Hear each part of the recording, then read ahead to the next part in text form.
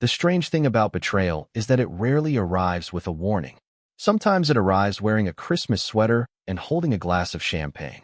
The room exploded with laughter the moment I signed my name. Crystal glasses clinked beneath the warm glow of Christmas lights. A 12-foot tree stood in the corner of the Whitmore estate, wrapped in gold ribbon and decorated with ornaments collected over 3 generations. Outside, snow drifted softly across the grounds, covering everything in a clean white blanket. Inside, nothing felt clean anymore.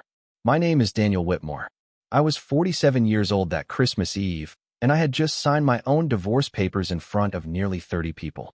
Rebecca stood across from me, elegant as always in a dark green dress that matched the holiday decorations. Her smile never wavered.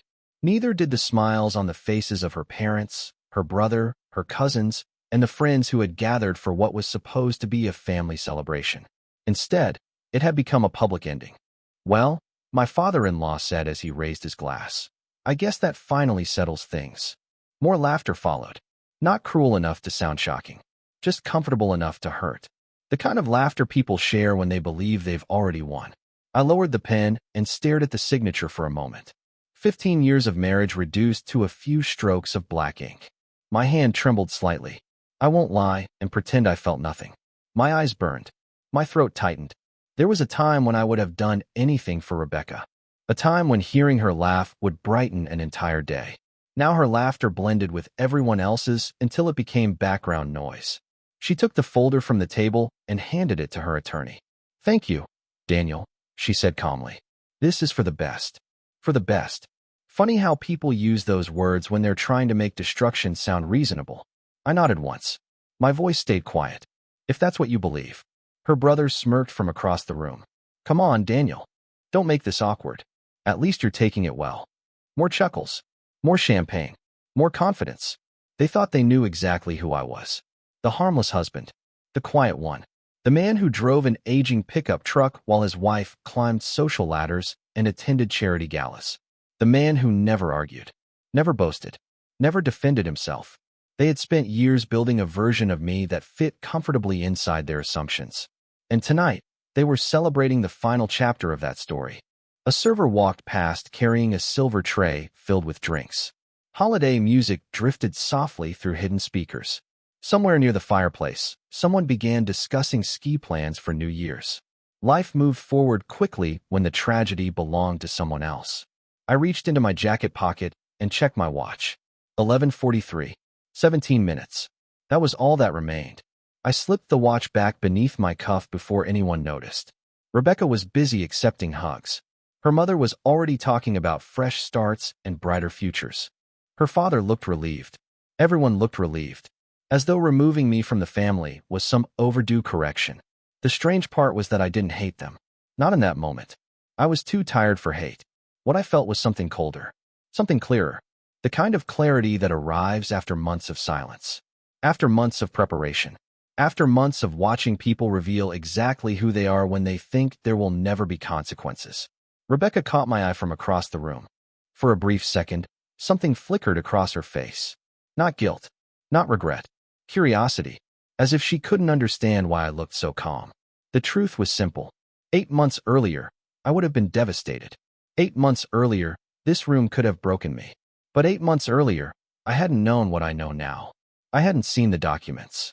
I hadn't uncovered the conversations. I hadn't realized how carefully this night had been planned. Another burst of laughter rolled through the room. Someone turned up the music. Snow continued falling beyond the tall windows. Christmas lights reflected against polished marble floors. I glanced at my watch again. 16 minutes. Then 15. And while the family celebrated what they believed was my ending, none of them realized they were counting down to something else entirely. The countdown had started long before anyone in that room realized it. 15 minutes remained until midnight.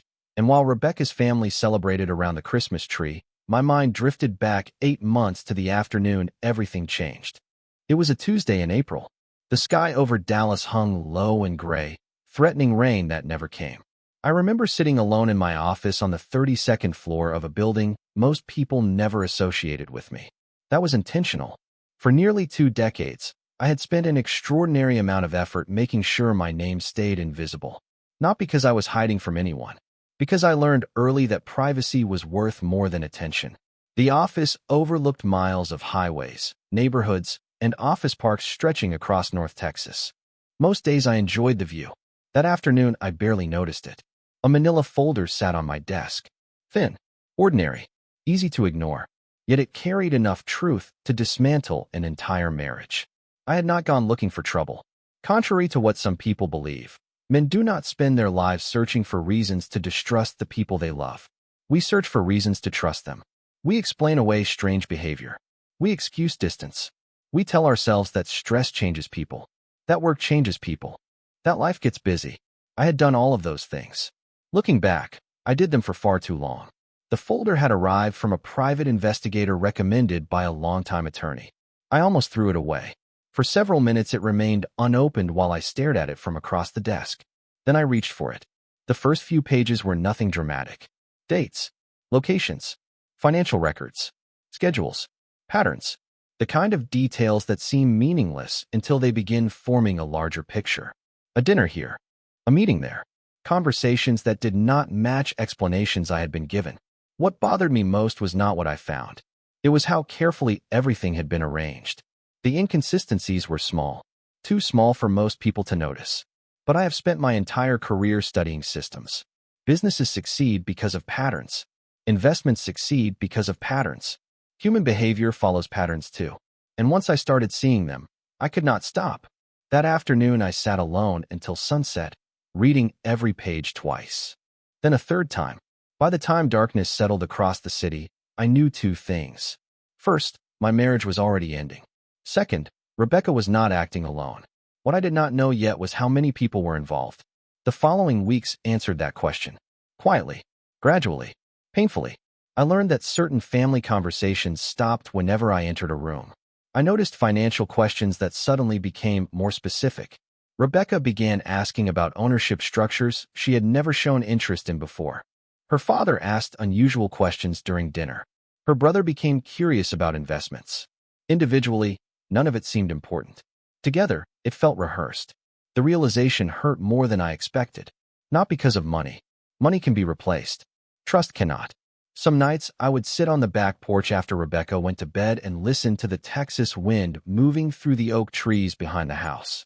The neighborhood remained quiet after 10 o'clock. Porch lights glowed.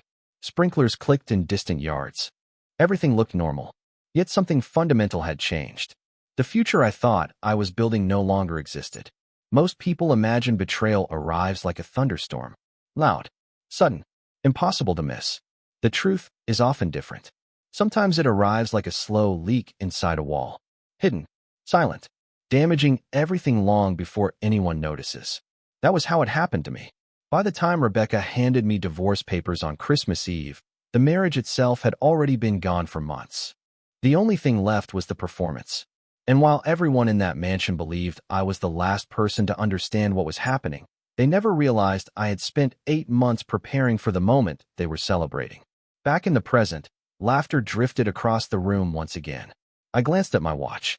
14 minutes remain. 14 minutes. That was what remained when I slipped my watch beneath my cuff and looked around the room again. The strange thing about confidence is that it makes people careless. Rebecca's family had spent so long believing their version of reality that none of them noticed the details. They did not notice how calm I was. They did not notice that I had not touched a single drink all evening. They did not notice that every important document they thought they understood existed only on paper. The real story had always lived somewhere else. Rebecca stood near the fireplace now, accepting congratulations that sounded disturbingly similar to condolences. Her cousin Melissa wrapped an arm around her shoulders and said something that made the group laugh again. I could not hear the words, but I recognized the expression. It was the expression people wear when they believe they are discussing someone who no longer matters. For years I had been that someone. The husband who dressed too simply. The husband who never attended the right events. The husband who seemed strangely uninterested in status. What none of them understood was that I had spent most of my adult life learning that wealth and appearance rarely travel together. The truly wealthy people I met rarely felt the need to announce themselves. They drove ordinary vehicles. They wore comfortable clothes. They valued privacy. Rebecca used to understand that. At least she did when we first met. 20 years earlier, She loved the fact that I was grounded. She laughed at expensive restaurants and preferred roadside diners. She talked about building a meaningful life rather than an impressive one. Somewhere along the way, that woman disappeared. Success arrived gradually. Invitations became more exclusive. Conversations became more superficial. The things we once laughed about became the things she started admiring. Looking back now, I cannot identify the exact moment everything changed. Maybe there was not one moment. Maybe people change the same way seasons change. Slowly enough that you do not notice until the landscape looks completely different. 8 months earlier, after reviewing the investigator's report, I stopped focusing on Rebecca's actions and started paying attention to her family. That was when the puzzle pieces began fitting together. Questions about ownership structures became more frequent. Casual conversations drifted toward investments. Her father suddenly developed interest in company valuations. Her brother wanted to discuss private equity despite never showing interest before. At first, I answered politely. Then I started listening more than speaking. People reveal remarkable things when they assume you are not paying attention. One evening during the summer, I arrived home earlier than expected and walked through the kitchen while Rebecca was speaking with her mother on speakerphone. Neither realized I was there. I only heard a single sentence before the conversation stopped. One sentence. That was all it took. Once everything is finalized, she will finally have what she deserves. I remember standing silently in the hallway afterward. Not angry, not shocked, just disappointed. There is a unique sadness that comes from realizing people have already spent your future in their minds before they have earned it. That moment changed something inside me. It was not revenge that followed. It was preparation.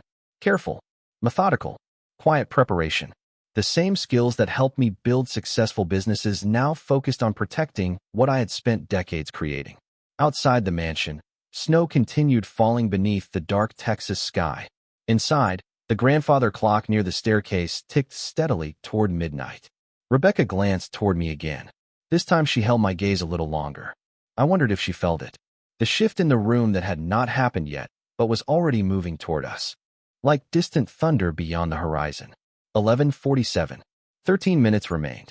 And for the first time that evening, my phone vibrated softly inside my jacket pocket. The vibration lasted less than a second, but I felt it as clearly as a church bell in a silent town. I kept my expression neutral and left the phone where it was. Around me, the party continued without interruption. Someone refreshed the music playlist. A waiter carried a tray of desserts through the dining room. The scent of cinnamon, pine, and expensive candles lingered in the air. Christmas looked beautiful from a distance. Up close, it felt different. Rebecca's father stood near the bar telling a story to 3 guests. He laughed loudly at the end, drawing attention to himself the way he always had. For years I had watched him present confidence as wisdom. The truth was that he rarely understood the difference. He had built a comfortable life, but somewhere along the way comfort convinced him he understood risk. He did not. The people who truly understand risk rarely speak about it. They spend their time preparing for it. 8 months earlier, while Rebecca and her family quietly planned their future, I began examining every structure connected to mine. Not because I expected disaster, because I finally accepted that disaster was already moving toward me. I met with attorneys, tax specialists, estate planners, men and women who had spent decades protecting generational wealth. They never raised their voices. They never promised miracles. They simply asked questions. Important questions. Questions nobody else thought to ask. What assets were personally owned? What assets were controlled indirectly? Which entities carried authority? Which entities carried appearances? The distinction mattered more than most people realized. One attorney in particular changed everything. Her name was Catherine Monroe, 62 years old. Sharp mind, calm voice. She reviewed every document I placed in front of her and spent nearly an hour saying almost nothing. Then she removed her glasses and asked a single question. Daniel, are you trying to win a divorce, or are you trying to protect what you built? The difference struck me immediately. Winning was emotional. Protection was practical. That conversation altered the direction of everything that followed. While Rebecca focused on visible assets, Catherine focused on structures. While others examined ownership, she examined control. While everyone else looked at present circumstances, she looked 5 years into the future. The more we reviewed, the clearer one fact became. Most people spend years building wealth and only a few weeks protecting it. That mistake destroys fortunes every day. I was fortunate enough to receive better advice before it was too late. Back in the present, Rebecca crossed the room carrying a glass of champagne. She stopped beside me and offered a polite smile. To anyone watching, we probably looked like two mature adults navigating an unfortunate situation with grace. Appearances can be remarkably persuasive. "You have been very quiet tonight," she said softly. "I suppose there is not much left to say." Her eyes studied mine carefully, searching, measuring, looking for anger, looking for regret, looking for anything she could still predict. I nodded once. Maybe some things speak for themselves.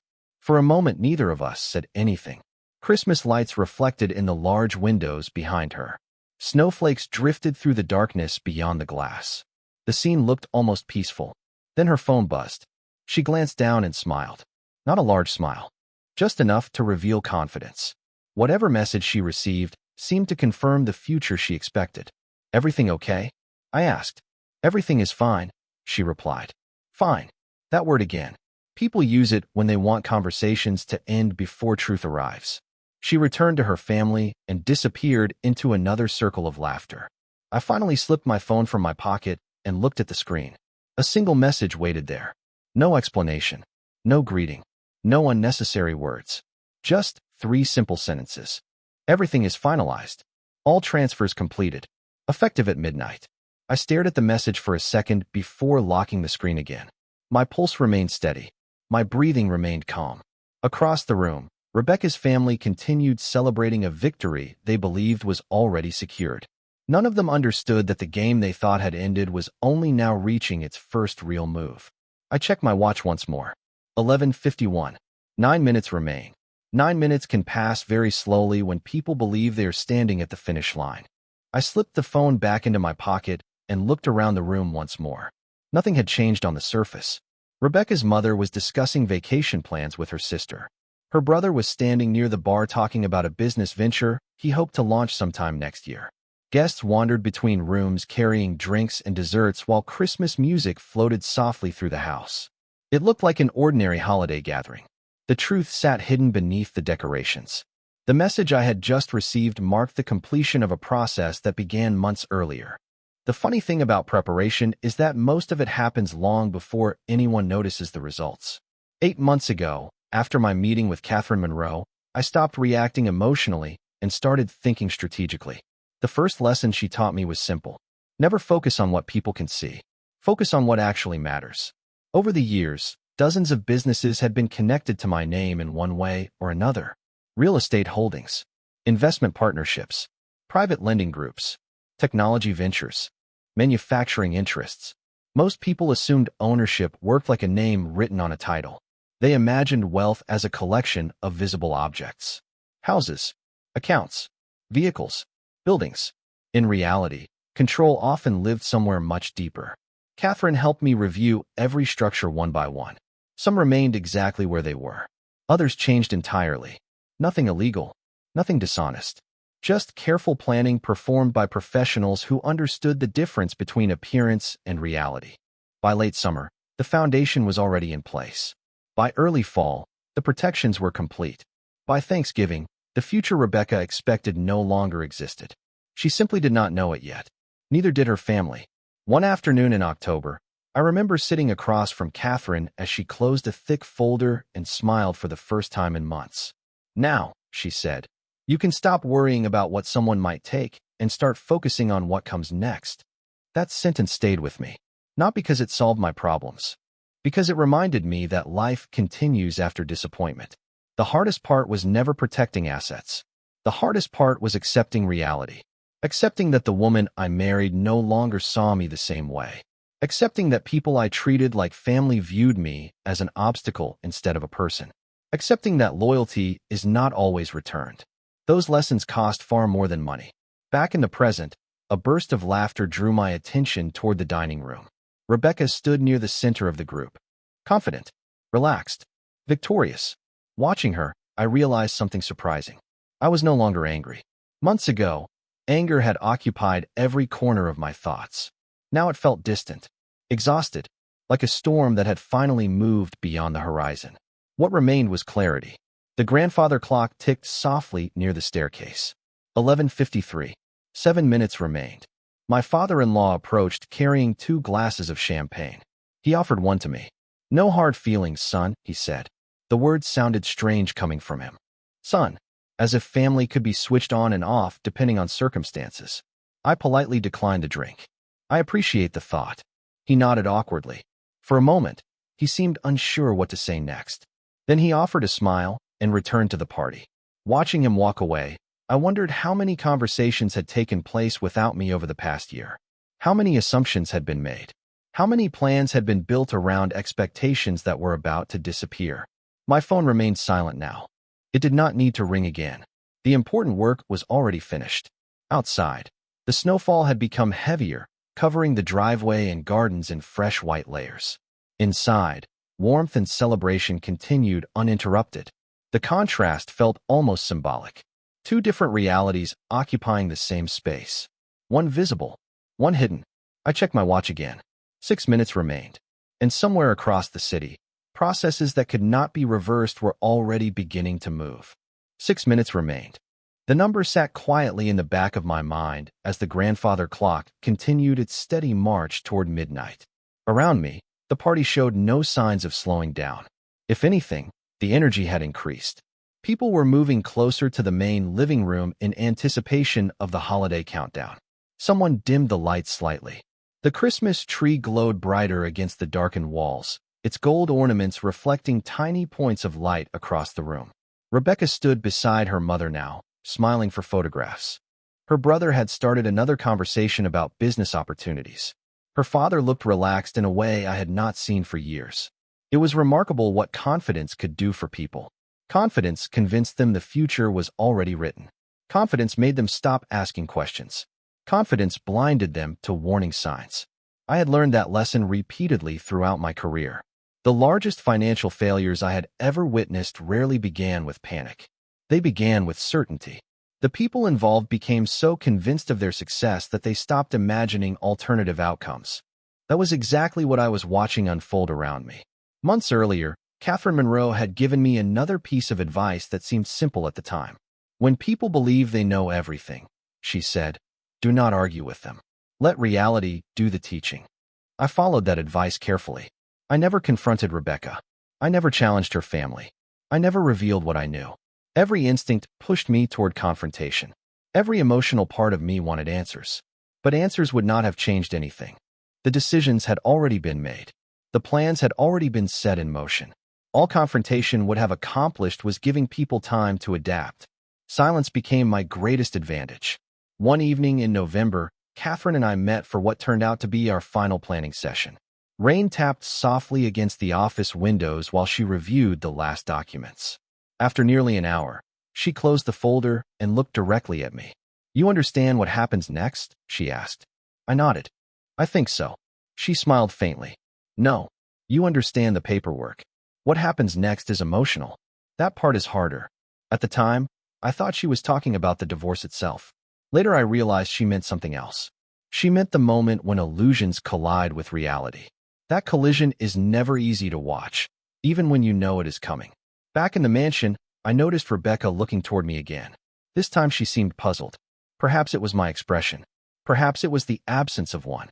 Most people expect visible reactions during moments like these.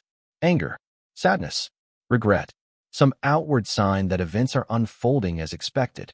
What they rarely anticipate is calm. Calm unsettles people because it suggests information they do not possess. Rebecca began walking toward me. Halfway across the room, her phone vibrated. She stopped immediately and glanced at the screen. I watched her face carefully. The smile remained, but something beneath it shifted.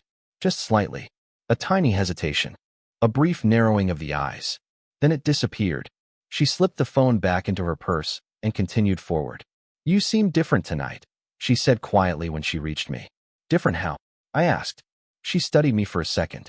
I do not know. Just different. I considered the question. The honest answer surprised even me. Maybe I finally stopped worrying about things I cannot control. Her expression became unreadable. Before she could respond, a voice called her name from across the room.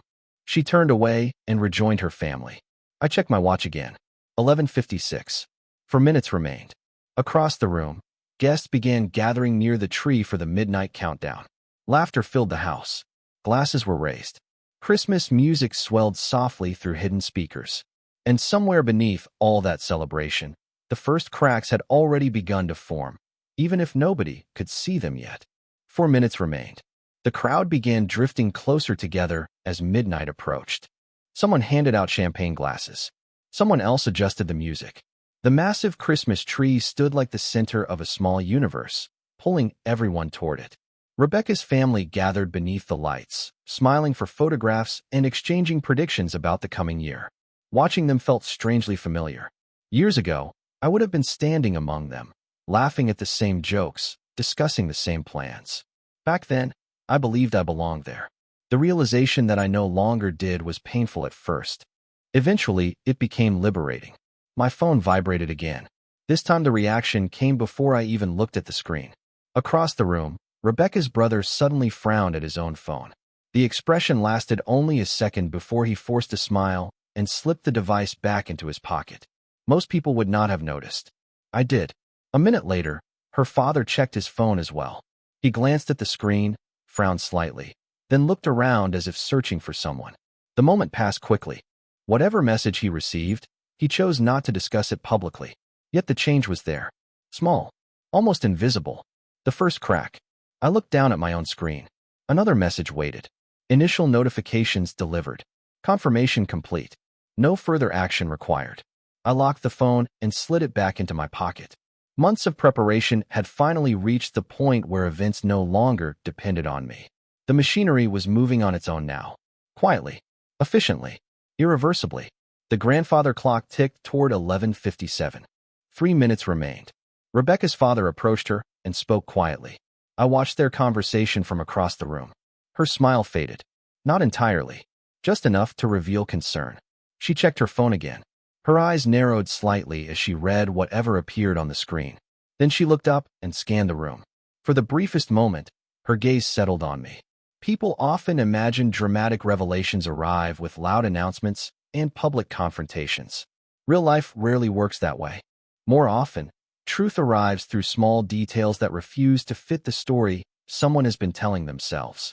A message, a phone call, a document, a number that suddenly changes. That was how it began. Not with panic, with confusion. Rebecca crossed the room toward her father. They exchanged a few more words. Her brother joined them moments later. From a distance, the conversation looked casual enough. Yet something had shifted. The easy confidence I had seen all evening was gone, replaced by uncertainty. The room remained festive. Guests continued laughing. Music continued playing. Most people had no idea anything was wrong. But the family did. They could feel it, even if they could not explain it yet. 8 months earlier, Catherine Monroe had warned me about this exact moment. The first reaction is never understanding, she said. The first reaction is disbelief. She was right. Human beings rarely abandon assumptions immediately. They search for explanations that preserve the world they expect to see. Rebecca's family would do the same.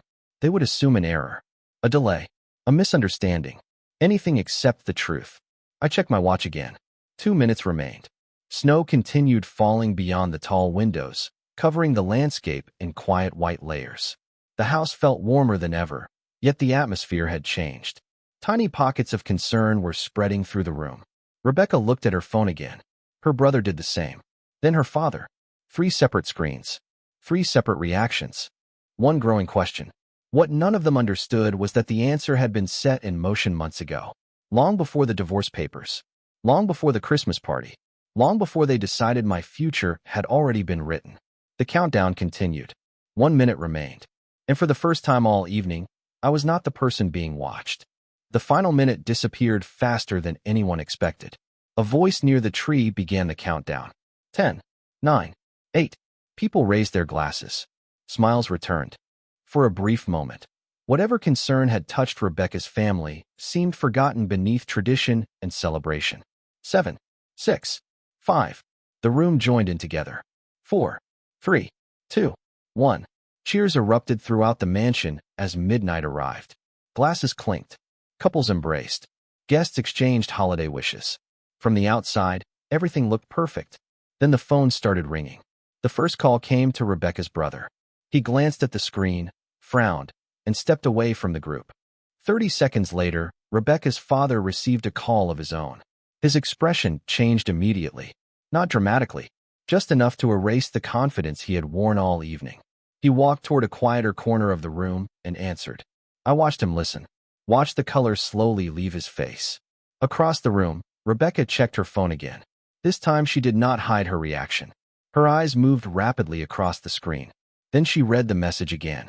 And again. The celebration around her continued, but she was no longer part of it. Confusion had turned into concern. Concern was becoming something else. Nearby guests began noticing the shift. Conversations slowed. Questions started appearing. Everything okay? Someone asked. Rebecca forced a smile. Yes. Probably just a mistake. Mistake. There was that word again. The word people use when reality arrives before they are ready to accept it. Her father ended his call and immediately dialed another number. No answer. He tried again. Then someone else. His movements became faster, less controlled. Rebecca's brother returned from his own call, looking unsettled. Dad? He said quietly. We need to talk. They moved together toward the study. Rebecca followed. For several seconds, nobody noticed me. Then her mother looked from one family member to another and sensed the same thing everyone else was beginning to feel. Something was wrong. Very wrong. 5 minutes passed. The party continued in fragments. Guests whispered among themselves. The music still played, but fewer people seemed interested in listening. Eventually, the study door opened. Rebecca emerged first. Her face looked different now. The certainty was gone. So was the victory. She walked directly toward me. Every step seemed slower than the last. When she stopped in front of me, she searched my face as if hoping to find an explanation already written there. Daniel, she said quietly, did you know about this? I held her gaze. Know about what? She swallowed. The ownership changes. The restructuring. The transfers. Around us, conversations began fading. People sensed something important was happening. Rebecca's father stepped into the room behind her. So did her brother. Neither looked happy. The funding agreements, her father said carefully. They were amended. I nodded slightly. Yes. Silence followed. Not loud silence.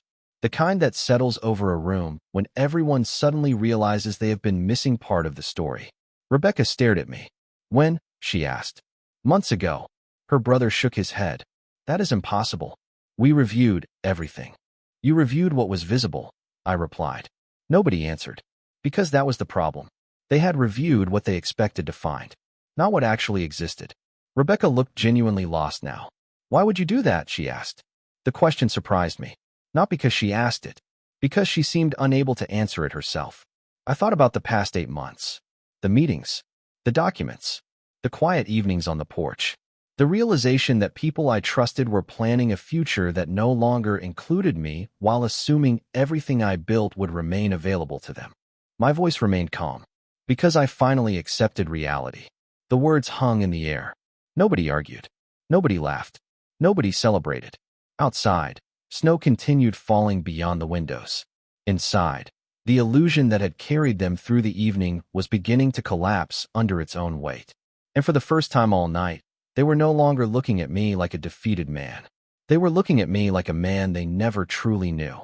Nobody spoke for several seconds after that. The room felt smaller somehow, as if the walls themselves had moved closer. Rebecca stared at me, searching for the version of Daniel Whitmore she thought she knew. The quiet husband. The predictable husband. The man who would simply accept whatever future other people chose for him. That man no longer existed. Or maybe he never had. Her father lowered himself into a chair near the fireplace. The confidence that had carried him through the evening was gone now. Her brother kept checking his phone, hoping each new notification would somehow reverse the last one. None of them did. Reality rarely works in reverse. I looked around the room one final time. The Christmas lights still glowed. The trees still sparkled. Snow still drifted gently beyond the windows. The world had not ended. It only felt that way to people who built their plans on assumptions. Rebecca finally spoke. What happens now? It was a simple question. A human question. For the first time all night, she did not sound angry or confident. She sounded tired. I understood that feeling. I had carried it for months. Now, I said softly, now everybody moves forward. She blinked. That is it. I nodded. That is it. Because despite everything that happened, I had learned something important. Winning is overrated. Peace is not. There was a time when I imagined dramatic confrontations, perfect speeches, moments that would make everyone understand exactly how wrong they had been. Life taught me differently. Most people do not change because of speeches. They change because reality leaves them no choice. I picked up my coat from the chair near the entrance. No one tried to stop me. No one laughed. No one celebrated. The energy that filled the house earlier had vanished completely.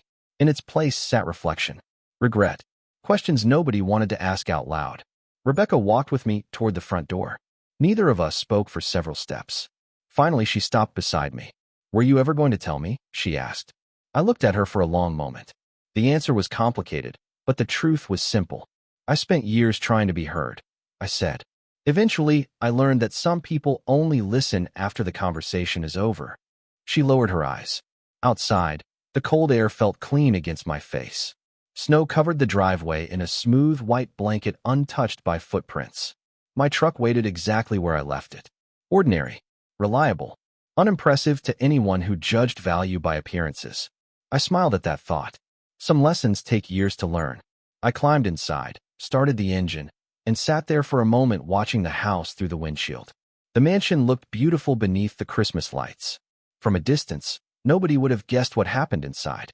Then again, most important stories are invisible from the outside. As I drove away, the road ahead disappeared into falling snow. For the first time in a very long time, that uncertainty did not scare me. It felt like freedom. Sometimes losing what you thought you wanted is the only way to discover what actually matters. And sometimes the people who underestimate you end up teaching you the most valuable lesson of all. Never build your future on someone else's assumptions. Build it on your own character. As the lights of the mansion faded behind me, I realized something unexpected. I was not leaving with less. I was leaving with more.